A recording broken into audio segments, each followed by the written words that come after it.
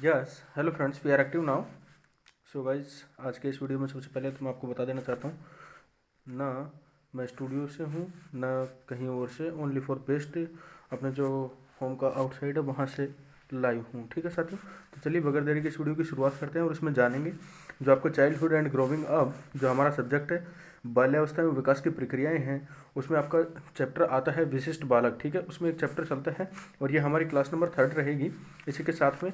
और जो भी क्लासेज हैं हम रेगुलरली उनको अपलोड भी कर रहे हैं, उनमें आप देख भी सकते हो। ठीक है, और इस वीडियो को बहुत अच्छे तरीके से आपको एक्सप्लेन होने वाला है और ना आपको इस वीडियो के बाद में कोई अनदर वीडियो देखने की आवश्यकता पड़ेगी और ना ही मुझे लगता है कि कोई शायद डाउट रहेगा। और अगर डाउट रहता है तो आपको वीडियो को ओनली फॉर री वॉच कर लेना है, यानी कि दोबारा से देख लेना है। ठीक है साथियों, तो चलिए बगैर देर की इस वीडियो की शुरुआत करते हैं और इसमें जानते हैं कि मेजर रीजन्स क्या क्या हैं जिनके जरिए हम विशिष्ट बालकों के जो टॉपिक होता है इसको अच्छे तरीके से क्लियर कर पाएँ। ठीक है साथियों, तो चलिए अब इसी के साथ में अपन आगे बढ़ते हैं और इसमें चर्चाएं करते हैं। ठीक है साथियों, तो आपको वीडियो को ओनली फॉर एंड तक वॉच करना है। इसी के साथ में आपके जो भी सारे डाउट्स होंगे उन सभी को मैं बहुत अच्छे तरीके से क्लियर कर दूंगा। ठीक है साथियों, तो चलिएगा अब इसी के साथ में अपन चलते हैं और आगे बढ़ते हैं। सबसे पहले तो देखिए इसका अर्थ समझते हैं, आखिरकार विशिष्ट बालक कैसे होते हैं। ठीक है, सबसे पहले आपके पास में है कि मनुष्य एक सामाजिक प्राणी है, कि मतलब कि कोई भी ह्यूमन बॉडी है वो सोशल, एक अपन ऐसे कह सकते हैं कि सोशल लिविंग पर्सन है। ठीक है साथियों, क्लियर हुआ।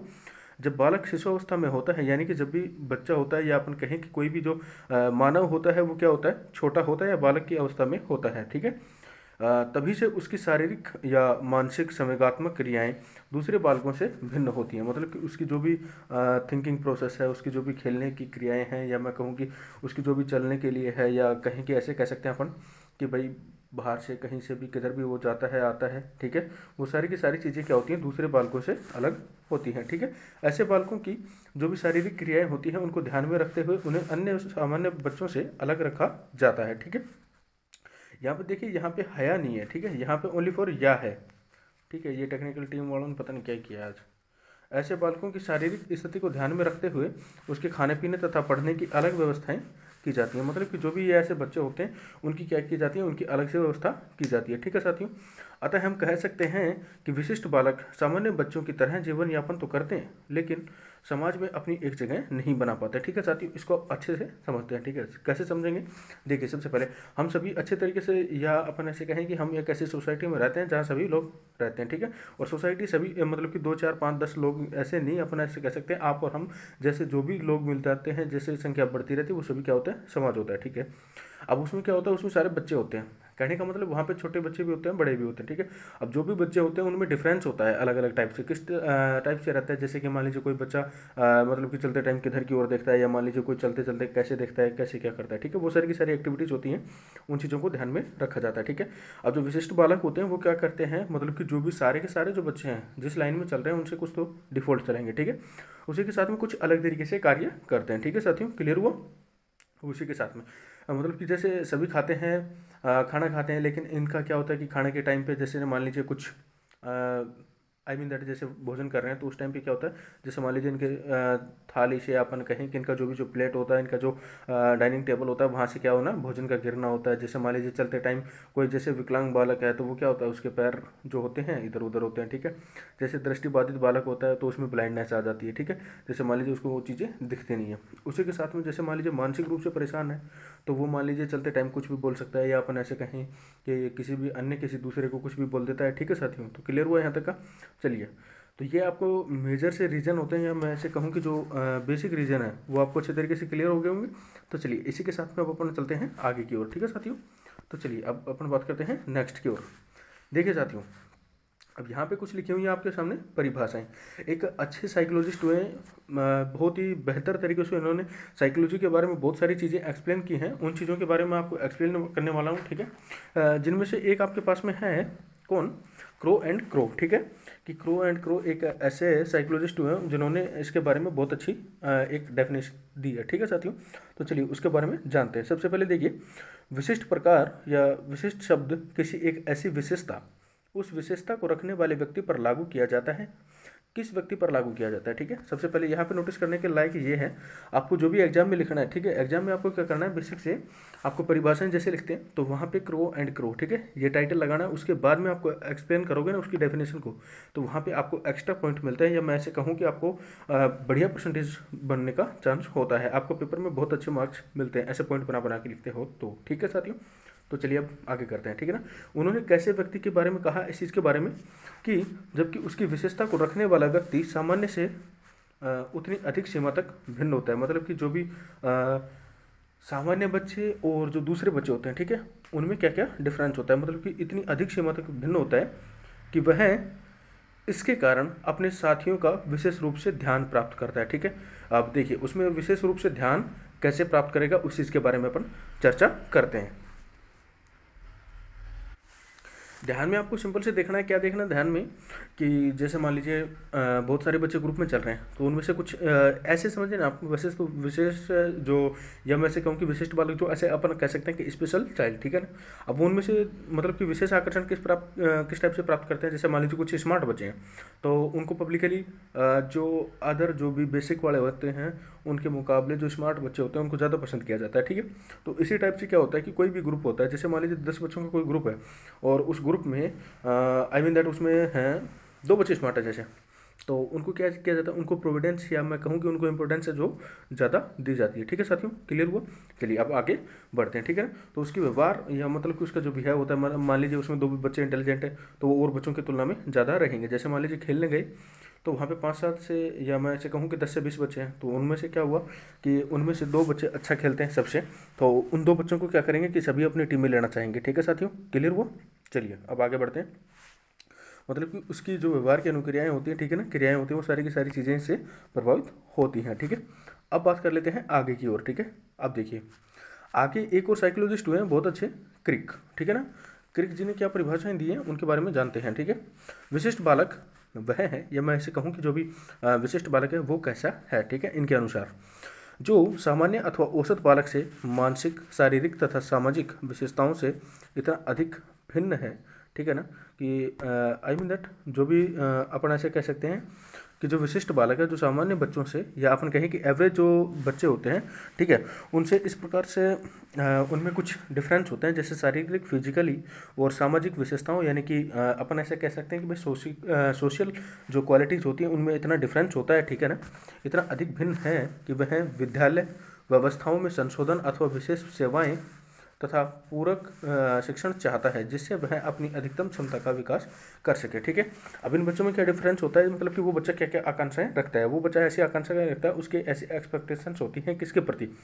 जैसे मान लीजिए स्कूल में भी, सोसाइटी में भी, वो सब जगह अपना चाहता है कि कहीं पे उसको मतलब कि रेस्पेक्ट भी मिले, तो स्कूल में वो ये चाहता है कि वहाँ पे ये मेजरमेंट में सुधार हो। कौन से सुधार चाहता है वो, उसमें विशेष सेवाओं के बारे में सुधार चाहता है। कैसे कि जिसमें भाई एक तो उसको कम्प्लीटली एजुकेशन मिले, ठीक है, उसी के साथ में अपने अधिकतम क्षमता का विकास कर सके, मतलब कि जो भी उसकी जो पावर होती है, इंटरनल पावर भी कह सकते हैं अपन उसको, और एक्सटर्नल पावर भी कह सकते हैं। ठीक है ना, उन सारी चीज़ों को वो क्या कर पाए, डेवलप कर पाए। क्लियर हुआ साथियों। चलिए इसी के साथ में अपन आगे बढ़ते हैं। अब देखिए आपके पास में है विशिष्ट बालकों के प्रकार। आखिरकार विशिष्ट जो बालक होते हैं वो किस प्रकार के होते हैं। ठीक है, विशिष्ट बालकों के प्रकार आपके पास में सिंपली से लिखा हुआ।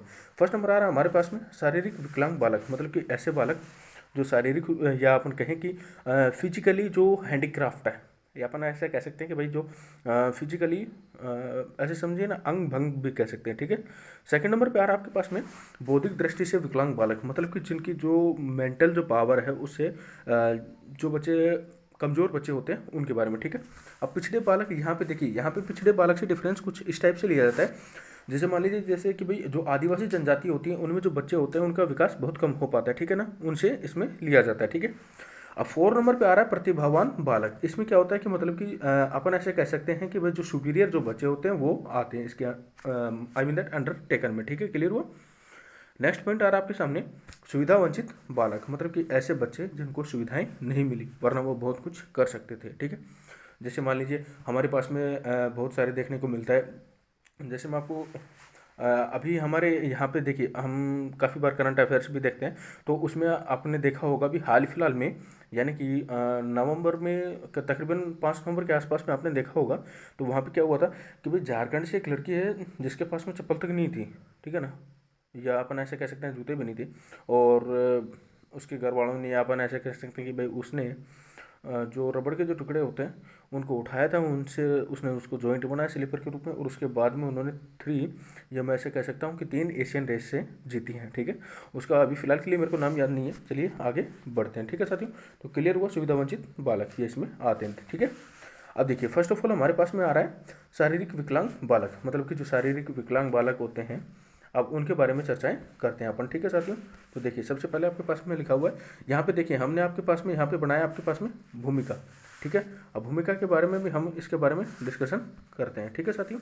तो सबसे पहले लिख रख हमने यहाँ पे आपके सामने जो नोट्स है उसके बारे में है कि शारीरिक न्यूनता से ग्रस्त बालक, ठीक है, या विकलांग बालक से तात्पर्य ऐसे बालकों से होता है जो सामान्य या साधारण बालकों से शारीरिक, मानसिक या संवेगात्मक दृष्टि से दोषपूर्ण होते हैं। मतलब कि जैसे मान लीजिए सारे के सारे बच्चे, जो भी एवरेज बच्चे हैं या अनदर जो भी बच्चे होते हैं, उन सारे बच्चों से क्या होते हैं, मतलब कि जो फिजिकली या मेंटली, या मैं ऐसे कह सकता हूँ कि जो अपन जैसे समय को अपन ऐसे कह सकते हैं कि भाई जो साइकोमोटर, या अपन ऐसे कह सकते हैं एक प्रकार से स्टूमुलस जो होती है, जो डायरेक्शंस होती हैं, ठीक है ना, इनसे सारों से दुष्पूर्ण होते हैं, ठीक है, जिसके कारण वे सामान्य क्रियाओं में भाग नहीं ले सकते। जो भी बेसिक सी चीज़ें होती हैं, ठीक है, जैसे मान लीजिए भाई हमारे पास में क्विज चल रही है, कोई भी क्विज है, या जैसे समझिए आप प्रतियोगिता चल रही है कोई, उसमें क्या होता है कि भाई जो सपोज दैट, जैसे मान लीजिए कोई भी पेपर है, जैसे अभी आप जैसे आपका कर रहे हो, बीएड कर दे रहे हो, ठीक है ना, एग्जाम होगा बीएड का, उसमें जैसे कि मान लीजिए आप इस टाइम पे बीएड में हो, और वहीं पर कोई दृष्टि दोष, या मैं ऐसे कहूँ कि जो भाई मेंटली कोई बच्चा परेशान हो, ठीक है, अब वो इस टाइम पे पेपर तो दे नहीं सकता, ठीक है। जैसे मान लीजिए कोई भी अपन सड़क के आसपास भी देख पाते हैं, और कुछ बच्चे ऐसे भी देख पाते हैं जैसे कि मान लीजिए उनके पैर वगैरह नहीं होते, किसी का हाथ नहीं होता है, ठीक है, कैसे किसी का हाथ टूटा हुआ रहता है, तो ये सारे के सारे क्या होते हैं, ये इसमें आते हैं शारीरिक विकलांग बालकों के अंदर, क्लियर हुआ, ठीक है। अब ये क्या होता है, ये हमारी और मतलब कि हमारा तो क्या है, खैर मान लीजिए जैसे आप सभी और हम सब, जैसे हम सभी होते हैं, और जिसका जैसे किसी भी बच्चे का हाथ टूटा हुआ है, या मान लीजिए पैर टूटा हुआ है, तो वो हमसे क्या हो गए, डिफरेंस हो गए, ठीक है ना। ऐसे अपने इसको मान सकते हैं, ठीक है ना, जिसके कारण वे सामान्य क्रियाओं में भाग नहीं ले सकते। जैसे मान लीजिए हम दौड़ सकते हैं तो वो दौड़ नहीं सकते, ठीक है, ये सिंपल सा डिफरेंस है, ठीक है। या फिर सीमित रूप से ही भाग ले पाते हैं। जैसे मान लीजिए भाई क्विज चल रही है, तो क्विज में क्या है कि जैसे वो टाइम पे पहुंच गया तो उसको हाथ से लिखना है, तो वो सिंपली से कर सकता है उन चीज़ों को, ठीक है, क्लियर हुआ। उसी के साथ में जिसके कारण बालक की जो उपलब्धियां, ठीक है ना, यहाँ पे है उपलब्धियां अधूरी रह जाती हैं, इसी कारण से वे कहीं ना कहीं अपने आप को हीन समझने लग जाते हैं। जैसे मान लीजिए आपने सोसाइटी में देखा होगा कि बहुत सारे बच्चे ऐसे होते हैं, उनको कुछ परसेंट से नीचा भी दिखाया जाता है, और कुछ परसेंट वो खुद से भी सोचने लग जाते हैं कि नहीं यार, हम तो ऐसे हैं नहीं यार, वो खुद से ही खुद को क्या है, कमज़ोर समझने लग जाते हैं, ठीक है साथियों। क्लियर हुआ यहाँ तक का? शारीरिक विकलांग वाले जो बालक हैं उनके बारे में आपको क्लियर हो गया हो, चलिए आगे चलते हैं। अब देखिए यहाँ पे एक और पॉइंट है, यहाँ पे एक और पॉइंट क्या है कि क्रो एंड क्रो जो हुए हैं साइकोलॉजिस्ट, उन्होंने एक अच्छी परिभाषा इसके बारे में दी है। क्या दी है कि ऐसे बालक जिनमें ऐसा शारीरिक दोष होता है जो किसी भी रूप में उस साधारण क्रियाओं में भाग लेने से रोकता है या उसे सीमित रखता है, ठीक है। देखिए सीमित कैसे रखता है, मैं मान लीजिए अब आपको यहाँ पे एक्सप्लेन करता हूँ, ठीक है। अब एक्सप्लेन करने में सिंपल सा है, आपको ऐसे बालकों को हम विकलांग बालक कह सकते हैं। विकलांग बालक आप बहुत अच्छे तरीके से जानते हो, जैसे मान लीजिए दौड़ कोई प्रतियोगिता है, तो वहाँ पे विकलांग बच्चे, जैसे मान लीजिए किसी का पैर टूटा हुआ है या उसके पैर काम नहीं करते, तो वहाँ कहाँ से भाग लेंगे, ठीक है ना। तो क्लियर हुआ, ऐसी क्रिया में वो बच्चे क्या है, वो भाग नहीं लेते हैं, ठीक है, और अपने आप को सीमित भी रखते हैं, क्लियर हुआ। यहाँ पे देखिए एक सब पॉइंट आपके पास में नेत्र संबंधी समस्याएं, अब इसमें है एक नेत्र संबंधी समस्याएं जो होती हैं वो, ठीक है, विशिष्ट बालकों में एक प्रकार से अपन ऐसे कह सकते हैं, ये उनका टाइप आता है, ठीक है साथियों। अब इसी के साथ में आपके पास में लिखा हुआ है नेत्र संबंधी समस्याएं दो रूपों में पाई जाती हैं, जो भी अपन ऐसे कह सकते हैं कि जो भी आंखों से रिलेटेड जो समस्याएं होती हैं जो दो रूपों में पाई जाती हैं, ठीक है। कैसे, एक होता है आपके पास में पूर्ण रूप से नेत्रहीन बालक, यानी कि जो पूरी तरह से अपन ऐसे कहें कि उनकी जो दृष्टि होती है वो काम नहीं करती है, ठीक है साथियों। अब उसके बारे में जान लेते हैं, पूर्ण रूप से जो नेत्रहीन बालक होते हैं वो किस प्रकार से होते हैं। कुछ बालक जन्म से ही नेत्रहीन होते हैं, मतलब कि कुछ बच्चे ऐसे होते हैं जिनकी बर्थ होता है, या अपन ऐसे कहें कि जिनका जन्म होता है, उनको जन्म से ही उसकी जो दृष्टि होती है वो नहीं होती है, ठीक है। और कुछ बालक बाद में किसी न किसी दुर्घटना के कारण नेत्रहीन हो जाते हैं, ठीक है। और कुछ बच्चे क्या होता है कि कोई भी एक्सीडेंट होता है, ठीक है। यहाँ पे दुर्घटना का मतलब ये नहीं है कि कोई भी रोड एक्सीडेंट हो, ठीक है। कोई ज़रूरी नहीं है कि रोड एक्सीडेंट में किसी की आंखें जाएँ, ये कोई ज़रूरी नहीं है, वो कहीं पर भी किसी के साथ में हो सकता है, ठीक है। तो वहाँ पे क्या होता है कि मतलब कि कुछ बच्चे किसी न किसी हादसे के कारण वो नेत्रहीन हो जाते हैं। जैसे मान लीजिए सपोज दैट आप कहीं पे बाहर गए हो और वहाँ पे आ जाए आंधी और वो आंखों में कहीं ना कहीं लग जाए, या मान लीजिए खेलते टाइम कुछ बच्चे ऐसे होते हैं जो छड़ी या डंडा वगैरह जो है वो आंखों में एक दूसरे के मार लेते हैं, ठीक है। वहाँ से क्या हो जाता है, वो दृष्टिहीन हो जाते हैं, या अपन ऐसे कहें कि नेत्रहीन हो जाते हैं, ठीक है। ऐसे बालकों हेतु विशेष प्रकार के शिक्षा संस्थाएं बनाई गई हैं, ठीक है। आप बहुत अच्छे तरीके से जानते हो, शायद मुझे याद है। और AIOAT, ठीक है, ये एक ऐसी गवर्नमेंटल या मैं ऐसे कहूँ कि एक ऐसी संस्था है जो हमारी भारत सरकार के द्वारा संचालित होती है, ठीक है ना। इसके लिए क्या होता है कि जो मूक बधिर जो बच्चे होते हैं, जैसे मान लीजिए जिसमें गूंगे बहरे जो सभी प्रकार के होते हैं, उन बच्चों को एजुकेशन सिस्टम किया जाता है। अभी हाल फिलहाल में आप देख सकते हो राजस्थान में हमारे यहाँ पे सुभाष जी चारण जी हैं, जिन्होंने इस चीज़ के बारे में एक बहुत अच्छी मुहिम चलाई हुई है। आप उनको बहुत अच्छे तरीके से देख सकते हो, मतलब कि जो बच्चे इसमें शामिल है उनको वो एजुकेशन भी प्रोवाइड कर रहे हैं। इनके लिए स्पेशल एक प्रकार से संस्थाएं बनाई गई हैं जो इनको पढ़ाती हैं। जैसे मान लीजिए दृष्टि वाले होते हैं, जो बच्चे देख नहीं पाते, उनको मोटे अक्षरों के ऊपर या पेंट पे हाथ लगवा लगवा के इन चीज़ों को समझाया जाता है, ठीक है। तो AIOAT एक संस्था ऐसी है जिसमें जैसे कि आप बीएड में जैसे पढ़ रहे हो, वो इसी टाइप से जो आपने अक्सर सुना होगा यहाँ पे अपने आसपास के वातावरण में जो स्पेशल BSTC या स्पेशल जो बीएड बोलते हैं, ठीक है, वो इसी के थ्रू होती है। एक exam conduct all India level की होती है, ठीक है, all India online aptitude test, ठीक है। क्लियर हुआ? चलिए अब इसी के साथ में अपन आगे बढ़ते हैं। और उन्हीं के माध्यम से ही ऐसे बालकों को शिक्षा दी जाती है, ठीक है। ऐसी संस्थाओं में जो लिपि होती है या अपन कहें कि जो लैंग्वेज होती है, ठीक है, उनमें जो लिपि होती है वो कौन सी होती है, वो होती है ब्रेल, ठीक है। अब ब्रेल लिपि कौन सी होती है, ब्रेल लिपि होती है जो लैटिन लिपि में आता है, ठीक है। कभी आपने इंग्लिश को अच्छे तरीके से समझा हो, जो यहाँ पे बीएड में इंग्लिश वाले होंगे वो समझ रहे होंगे, ठीक है। यहाँ पे ब्रेल वाली जो होती है वो क्या होती है, एक प्रकार से अपन ऐसे कह सकते हैं, जैसे मान लीजिए आपने खूब काफ़ी बार पढ़ा होगा, जैसे मान लीजिए आपके सिलेबस में भी आता है, कुछ चैप्टर ऐसे होते हैं जिसमें आता है कि भाई यह शब्द जो ग्रीक भाषा का है, यह शब्द जो लैटिन भाषा का है, ठीक है। इसी प्रकार से क्या होता है, ब्रेल होता है, ब्रेल लिपि में इनको पढ़ाया जाता है, ठीक है। अब यहाँ पे ब्रेल लिपि का मतलब क्या होता है, कोई भी चीज़ है जैसे मान लीजिए दीवार पे हम अक्सर देख पाते हैं मोटे मोटे अक्षरों में काफ़ी सारी चीज़ें लिखी होती है, स्कूल में जाते हैं कहीं पे भी जाते हैं तो वहाँ पे मोटे मोटे रूप में ये अक्षरों में लिखे हुए रहते हैं। अब ब्रेल लिपि का उसके ऊपर क्या असर रहता है, जैसे जो खुरदरे होते हैं जिनको हाथ लगा के स्पर्श किया जा सकता है, ठीक है। अब हाथ लगा के कैसे स्पर्श किया जा सकता है, जैसे किसी भी चीज़ के ऊपर उकेरा गया हो उन चीज़ों को, ठीक है ना। जैसे मान लीजिए सी लिखा होता है तो सी के ऊपर अपन ऐसे हाथ घुमा के देख सकते हैं, हाँ भी सी लिखा हुआ, उसकी मतलब जो भी सतह होती है उससे थोड़ा बहुत उसको मोटा बनाया जाता है, ठीक है। ये इसके अंतर्गत आता है, ठीक है। तो क्लियर हुआ आपका कि जो नेत्रहीन जो बच्चे होते हैं जन्म से उनके बारे में, ठीक है। अब सेकंड पॉइंट आ रहा है आपके पास में, सेकंड सब पॉइंट आंशिक रूप से नेत्रहीन बालक, ठीक है। इसके बारे में डिस्कशन कर लेते हैं, चलिए आगे बढ़ते हैं। देखिए आंशिक रूप से नेत्रहीन बालक, इसी में सेकंड सब पॉइंट था तो इसके बारे में आपको बेसिक से बता देता हूँ, यहाँ पे डिटेल इन्होंने कलेक्शन नहीं की है। तो देखिए आंशिक रूप से नेत्रहीन बालक जो क्या होता है, मतलब कि एक तो बेसिक से आपको पता लग गया जन्म का, और एक कोई ना कोई हादसों के कारण हो जाते हैं, ठीक है।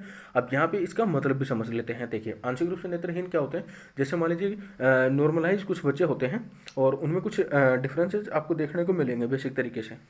कैसे देखने को मिलेंगे, जैसे उनमें कोई हादसा भी नहीं होता लेकिन उनका कुछ अलग लेवल से वो देख पाते हैं, वो इसके अंतर्गत आते हैं, ठीक है। जैसे मान लीजिए किसी की आंखें ऐसे होती हैं, कैसे मैं दिखाता हूँ आपको करके। जैसे मान लीजिए वो कहीं देखते हैं कहीं दिखते हैं, ठीक है, वो इस टाइप के हो गए। नेक्स्ट टाइप आ रहा है आपके पास में श्रवण दोष वाले बालक। अब यहाँ पे बात कर लेते हैं श्रवण दोष वाले बालक कौन से, जिन बच्चों को कानों की प्रॉब्लम होती है, ठीक है ना, वो उन बच्चों के बारे में यहाँ पे हम डिस्कशन करेंगे। तो चलिए अब यहाँ पे कर लेते हैं इसके बारे में, इनकी पहचान कैसे की जाती है। तो सबसे पहले पहचान करने के बारे में बता रहा हूँ आपको मैं। श्रवण दोष बालकों को आसानी से नहीं पहचाना जा सकता है, यानी कि मान लीजिए कोई बच्चा है जिसको सुनाई नहीं देता, उनको हम बेसिकली ऐसे नहीं बता सकते कि भाई इस बच्चे को नहीं सुनाई देता। आप जैसे मान लीजिए सड़क के आसपास चल रहे हो और किसी बच्चे को आप ऐसे देख के नहीं जज कर सकते कि मतलब कि भाई इसको सुनाई नहीं देता, ठीक है। लेकिन जब इन बालकों से बातचीत करने पर या उनके हाव भाव देखकर उनको पहचाना जा सकता है। जैसे मान लीजिए अपन उसको देखते हैं थोड़ी बहुत देर के लिए, 1 से 2 मिनट के लिए उसको जज करते हैं, उनको देख पाते हैं, उनका बिहेव नोटिस करते हैं, उसके बाद में हम डिसाइड कर पाते हैं हाँ कि भाई इसको सुनाई नहीं देता। जैसे मान लीजिए आप सड़क के बारे में मैंने पहले एग्जांपल दिया था आपको, तो उसी से अगर अपन कंपेयर करें तो जैसे मान लीजिए सड़क के आसपास आप चल रहे हो तो वहाँ पे अगर आप उसको हॉर्न को बीप करते हो और काफ़ी बार देखते हो कि वो बच्चे को सुनाई नहीं देता है, ठीक है ना, तो आप बता सकते हो। उससे बातचीत करते हो, जैसे कि भाई मान लीजिए उससे बात करते हो तो वो कोई रिप्लाई नहीं दे पाता है अगर उसको सुनाई नहीं देता था, ठीक है। हाँ, उनकी जो लैंग्वेज होती है उसके अकॉर्डिंग वो आपकी बात समझ सकता है, ठीक है। आप देखिए, ऊंचा सुनने वाले बालकों की पहचान उनके श्रवण यंत्रों के माध्यम से भी की जाती है, उनकी पहचान की जा सकती है, ठीक है। अब यहाँ पे तो बताया कि वे श्रवण यंत्रों के माध्यम से उसकी पहचान की जा सकती है, लेकिन अब मैं आपको बेसिक से बताता हूँ कि ऐसा तो ज़रूरी है नहीं कि भाई हर आदमी श्रवण यंत्र लेके ही घूमेगा हर जगह। लेकिन अपन हमारे आसपास में क्या देखते हैं कि उनको ऊंचा सुनने वाले बालक, मतलब कि ऊंचा सुनने वाले बालक कैसे, जैसे मान लीजिए आपने आसपास में अपने आसपास में डोकरे देखे होंगे। कहने का मतलब जो भी वृद्ध व्यक्ति होते हैं उनको आप जैसे मान लीजिए जिनकी एज हो जाती है उनको कुछ बोलते हैं तो उनको थोड़ा अनकंफर्टेबल फील होता है, या ऐसे मान लीजिए उनको, बेसिक से आप समझ रहे होंगे इस वर्ड के हिसाब से ऊंचा सुनने वाले, मतलब उनको एक से अधिक बार बोलना पड़ता है किसी चीज़ को समझाने के लिए, फिर उसके बाद में वो समझ पाते हैं, ठीक है, क्लियर हुआ। कई बार बालक एवं उनके माता पिता भी श्रवण दोष को छिपाने का प्रयास करते हैं, ठीक है ना, कि मतलब कि काफ़ी बार आपने देखा होगा कि बच्चे के जो घर वाले होते हैं वो भी उस चीज़ को छिपाने से बचते हैं और उन चीज़ों को बताना नहीं चाहते किसी को कि भैया हमारे बच्चे को सुनाई नहीं देता। छोटे बच्चों के बारे में बात कर रहा हूँ, अक्सर बड़े वाले तो क्या होते हैं उनको पता लग जाता है। और नेक्स्ट आ रहा है, लेकिन ऐसा करके वे अपने बालकों के साथ अन्याय करते हैं, ठीक है ना, ऐसा करने के साथ में वो अपने बच्चों के साथ में अन्याय करते हैं। आप सभी जानते हैं कि भाई वो इन चीज़ों के बारे में छुपा रहे हैं तो अन्याय कर रहे हैं, वरना उस चीज़ को दिखाया जा सकता है, उनको उसी के अकॉर्डिंग उन्हीं स्कूलों कॉलेजों में डाला जा सकता है। अब देखिए, आपके पास में यहाँ पे सब पॉइंट मैंने कुछ यहाँ पे पॉइंट भी बनवाए। बालकों की स्थिति श्रवण दोष में, मतलब कि जो भी उनकी जो श्रवण दोष की समस्या होती है उनमें बच्चों की स्थिति, ठीक है, वो किस प्रकार से होती है। इस प्रकार के बालकों में अन्य विकलांग बालकों की तरह ही आत्मविश्वास की कमी होती है, मतलब कि जो बेसिक से आपने पहले भी देखा था और इसके माध्यम से अपन वैसे भी समझ सकते हैं। इस प्रकार के बालकों में अन्य विकलांग बालकों की तरह ही आत्मविश्वास की कमी होती है, मतलब इन बच्चों में क्या होता है कि सेल्फ कॉन्फिडेंस की कमी होती है, क्लियर हुआ। नेक्स्ट पॉइंट के बारे में अपन देखते हैं, उनके बारे में चर्चा करते हैं। ऐसे बालक अन्य विकलांग बालकों की तरह ही अपने भविष्य के प्रति बहुत चिंतित होते हैं कि भाई हमारा फ्यूचर क्या होगा, हम क्या कर पाएंगे क्या नहीं कर पाएंगे, आगे हमें कैसे कैसे क्या क्या करना है, ठीक है। नेक्स्ट आ रहा आपके पास में पॉइंट है कि ऐसे बालकों का भाषा विकास देर से होने के कारण बौद्धिक विकास भी धीरे धीरे होता है, ठीक है। मतलब कि ऐसे जो बच्चे होते हैं उनका जो लैंग्वेज का जो डेवलपमेंट कह सकते हैं अपन, या अपन ऐसे कह सकते हैं उनकी जो भी भाषा का जो विकास होता है, जो बोलने का होता है, लिखने का होता है या पढ़ने का होता है, ठीक है, वो सारा का सारा क्या होता है, वो धीरे धीरे हो पाता है, क्योंकि उनसे कोई बातें नहीं करता, उनकी कोई सुनता नहीं है, उनको कोई पढ़ाता नहीं है, क्लियर हुआ। चलिए इसी के साथ में अपन बात कर लेते हैं और आगे बढ़ते हैं। सिंपली से आपको देखने को मिलेगा बालकों की स्थिति। अब यहाँ पे क्या आ रहा है श्रवण दोष में, वही था सेम पॉइंट, और यहाँ पे 4 नंबर पॉइंट आ रहा है आपके पास में कि ऐसे बालक होते हैं जो क्या होता है बहुत अधिक तनाव में रहते हैं। यार सिंपल सी बात है, ऐसे बच्चों को स्ट्रेस तो होता ही कि उनसे कोई बात नहीं करता, उनके बारे में कोई सुनता नहीं है। तो मान लीजिए आप ही के साथ में अगर कोई बात नहीं करे आपसे, तो आप ही को स्ट्रेस आ जाता है, तो आप तो बहुत कुछ कर रहे हो लेकिन आप ही को आ जाता है, तो उन बच्चों को तो आना स्वाभाविक है, ठीक है, क्योंकि ये बालक मोबाइल फ़ोन, टीवी, रेडियो या डेस्कटॉप मनोरंजन नहीं कर पाते, ठीक है ना। मतलब कि जैसे मान लीजिए किसी बच्चे को सुनता नहीं है तो वो कैसे मनोरंजन करे, ना तो वो मोबाइल देख लेगा लेकिन उसको सुनाई नहीं देता, फिर क्या करे वो। जैसे मान लीजिए कार्टून भी देखता है तो क्या करे फ़ोन में, और जो भी टीवी होती है रेडियो सुनता है, जैसे मान लीजिए रेडियो का तो काम ही है बजने का, अब वो उसी का मेन पर्पज़ हो, उसी की समस्या आ रहेगी कि उसके पास में उसको सुनाई भी नहीं देता, तो फिर उसका क्या फ़ायदा हुआ उसके पास में रेडियो का, ठीक है। तो इसका मतलब ये है। नेक्स्ट है 5 नंबर से पॉइंट आ रहा है आपके पास में कि ऐसे बालक कम सामाजिक होते हैं, वो समाज से कुछ जुड़ाव नहीं रखते हैं, वो बहुत कम रख पाते हैं, इनका समायोजन भी ठीक प्रकार से नहीं हो पाता है। मतलब कि अपन ऐसे कह सकते हैं कि भाई इनका जो को रिलेशन है एक दूसरे के साथ में वो भी नहीं हो पाता, ठीक है। और क्योंकि ये दूसरे लोगों की बात ठीक प्रकार से सुन नहीं पाते, मतलब कि दूसरे जो भी कोई बोलते हैं उनकी बातें सुन नहीं पाते हैं, और दूसरे मतलब कि सुन नहीं पाते हैं उनकी बातें, तो ये उनको रिप्लाई क्या करें, इस वजह से लोग भी उनसे कम कनेक्ट होते हैं और ये भी लोगों से कम कनेक्ट हो पाते हैं, क्लियर हुआ। चलिएगा बात करते हैं नेक्स्ट के बारे में। नेक्स्ट आ रहा है आपके पास में श्रवण दोष वाले जो बालक होते हैं उनकी शिक्षा से रिलेटेड, ठीक है। इन बालकों की शिक्षा में मुख्य रूप से निम्नलिखित बातों का ध्यान रखना चाहिए। मतलब कि जो भी श्रवण दोष वाले जो बच्चे होते हैं उनकी जो एजुकेशन जो पॉलिसी होती है उसमें क्या क्या चीज़ों का ध्यान रखना चाहिए। तो देखिए, इनको गौर से देखना आप। इन बालकों को शिक्षा देने हेतु विशेष प्रशिक्षित अध्यापकों को नियुक्त किया जाना चाहिए। फर्स्ट ऑफ ऑल पहला पॉइंट है, इसको अच्छे तरीके से समझते हैं, उसके बाद में ही आगे बढ़ेंगे क्योंकि ये आपको अच्छे से एक्सप्लेन होना चाहिए। तो देखिए, इन बालकों को शिक्षा देने हेतु विशेष प्रशिक्षित अध्यापकों को नियुक्त किया जाना चाहिए। मतलब जो ये बच्चे होते हैं इनको पढ़ाने के लिए, ठीक है, इनको पढ़ाने के लिए स्पेशल जो ट्रेनिंग होती है, जो स्पेशल ट्रेंड वाले जो टीचर्स होते हैं, ठीक है, उनको ही इनके पास में भेजना चाहिए। जैसे मान लीजिए सपोज दैट आप ही को मैं उठा के भेज दूं कि जाइए और इन बच्चों को सुनाई नहीं देता, उनको पढ़ाइए आप।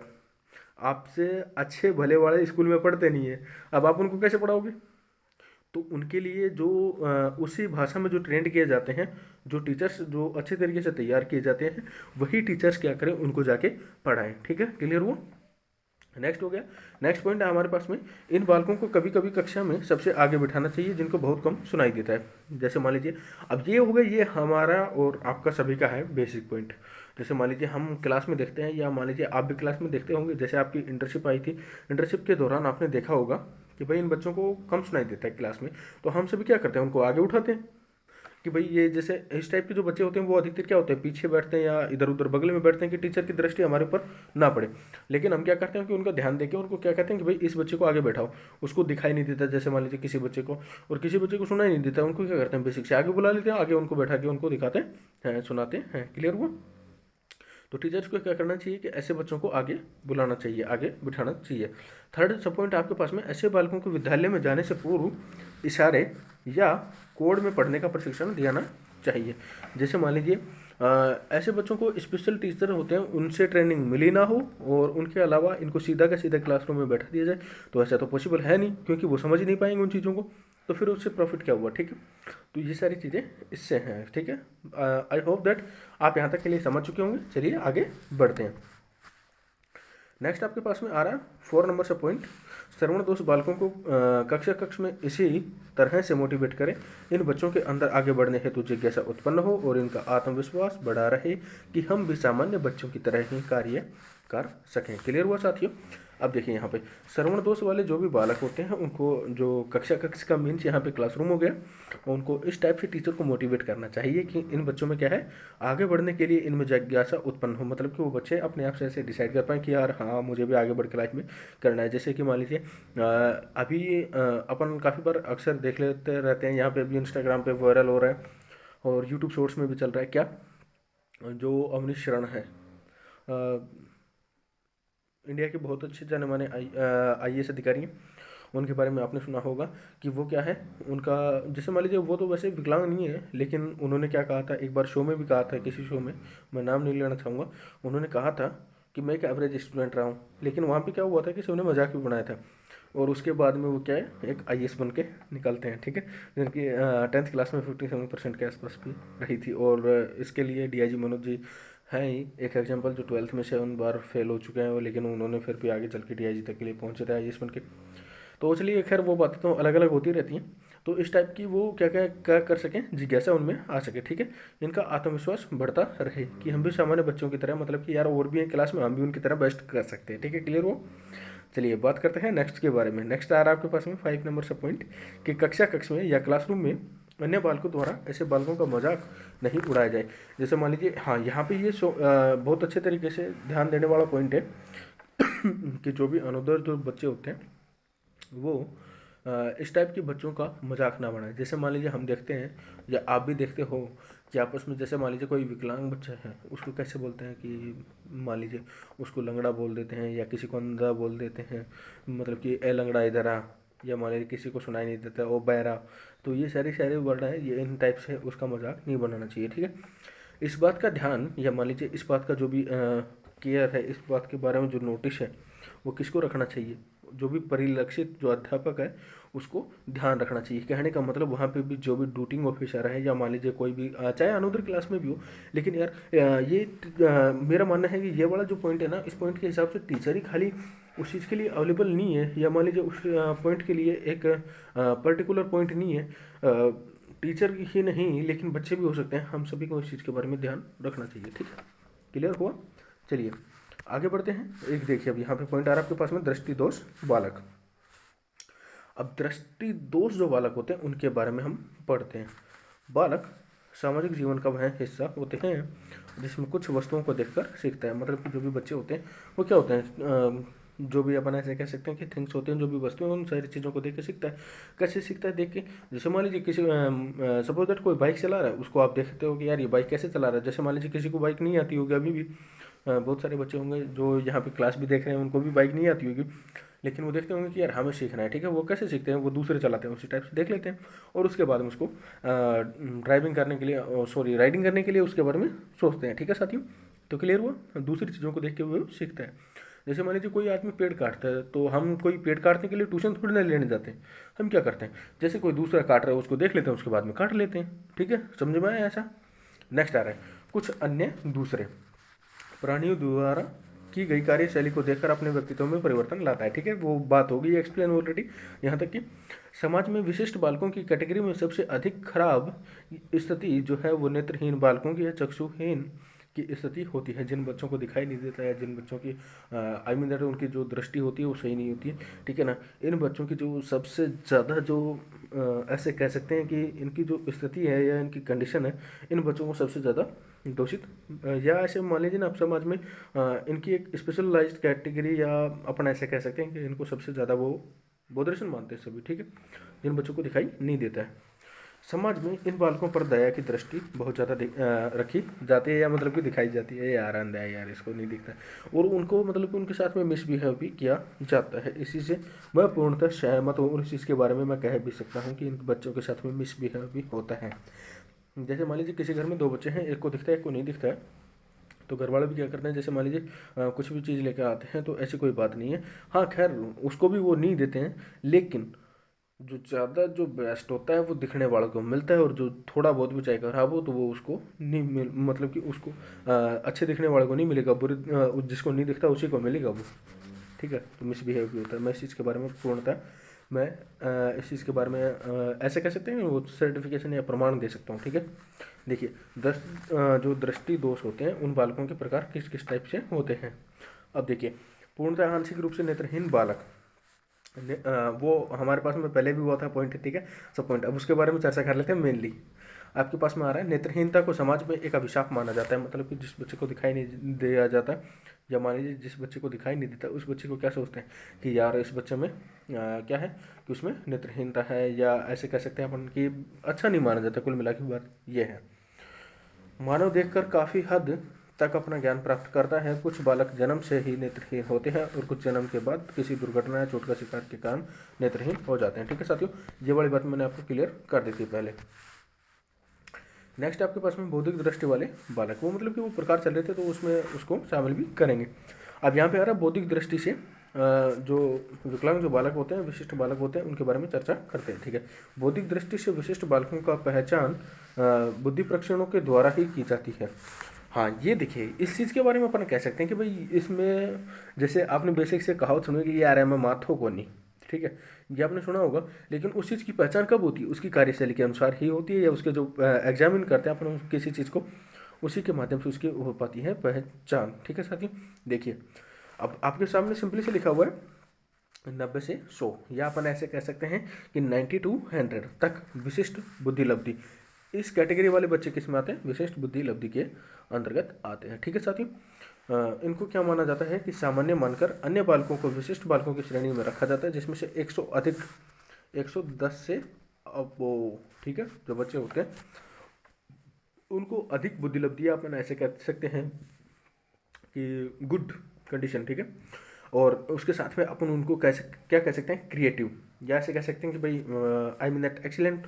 ठीक है, वो उस श्रेणी में आते हैं। और जो 90 से जो नीचे वाले जो होते हैं वो बालक क्या होते हैं? पिछड़ों की श्रेणी में आते हैं, जिनका कभी विकास ही नहीं हो पाया है, या मान लीजिए वो कमज़ोर रूप से हैं। क्लियर हुआ? चलिए आगे बढ़ते हैं इसके बारे में।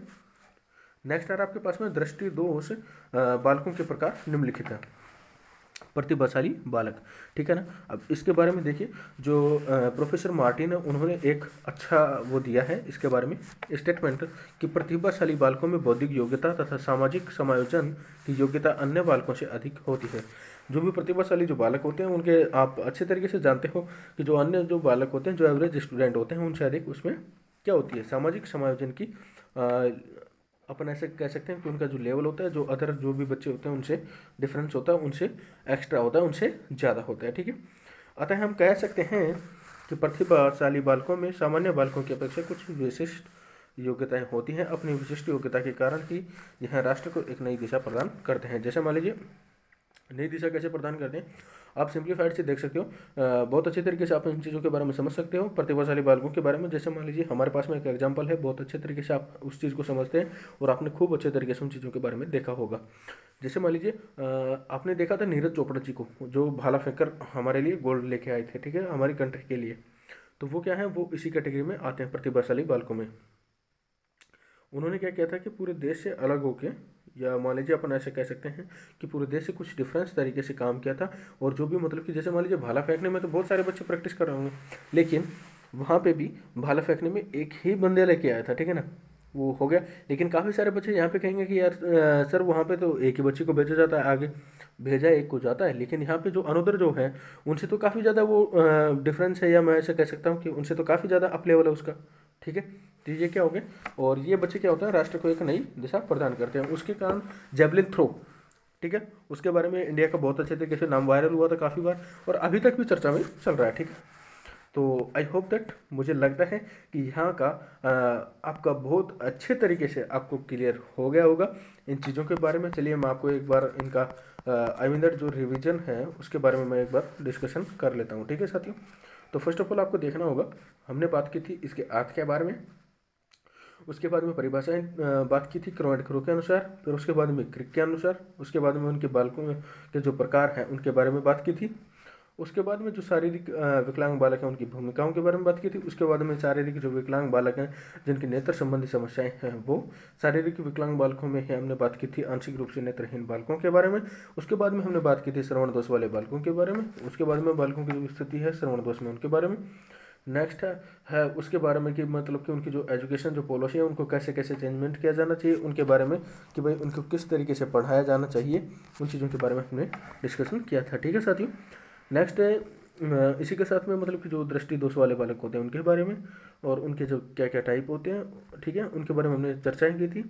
तो आई होप दैट गाइज कि आपका बहुत अच्छे तरीके से ये तो यहाँ तक के लिए क्लियर हो गया होगा। अभी तक के लिए इतना ही, और देखते रहिए और जुड़ते रहिए इसी प्रकार से। बहुत अच्छे तरीके से आपका प्यार और समर्थन देने के लिए बहुत बहुत धन्यवाद। आपको वीडियो कैसा लगा, आपकी राय कमेंट बॉक्स में हमें ज़रूर साझा कीजिएगा। आपको किस लेवल का समझ में आया है उन चीज़ों के बारे में भी हमें ज़रूर समझाइए, आई मीन दैट कमेंट कीजिएगा। मैं अच्छे तरीके से उन चीज़ों के बारे में एक एक कमेंट को मैं रीड आउट करता हूँ। उसके बाद में आपकी जो भी क्वेरी होती है उसके बारे में भी आपको आंसर ज़रूर मिलेगा, ठीक है साथियों। और अगला इसका जो बचा हुआ जो पोर्शन है वो हम I mean that next portion में उसको कंप्लीट करेंगे, ठीक है। और इसके बारे में और भी विस्तारपूर्वक बातें करेंगे। इसकी जो पीडीएफ है वो आपको ज़रूर मिलेगी, और इसके बारे में जो एमसीक्यूज होंगे, ठीक है, वो पेपर से पहले आपके पास में ज़रूर अवेलेबल करा दिए जाएंगे, ठीक है साथियों। तो पूरी जो क्लासेज हैं उनको देखने के लिए आप सभी का धन्यवाद, और आगे भी क्लासेज आती रहेंगी, उनके बारे में आप साथ में जुड़ते रहने। अब तक के लिए इतना ही। हंसते रहिए, मुस्कुराते रहिए, अपने से बड़ों का सम्मान कीजिएगा, छोटों को प्यार दीजिएगा, और अपना व्यक्तित्व इस प्रकार से बनाइएगा कि जब भी कोई नारी आपके साथ में हो तो अपने आप को सुरक्षित महसूस करें। अब तक के लिए इतना ही। मिलते हैं आपसे किसी नेक्स्ट एपिसोड में। जय हिंद, वंदे मातरम।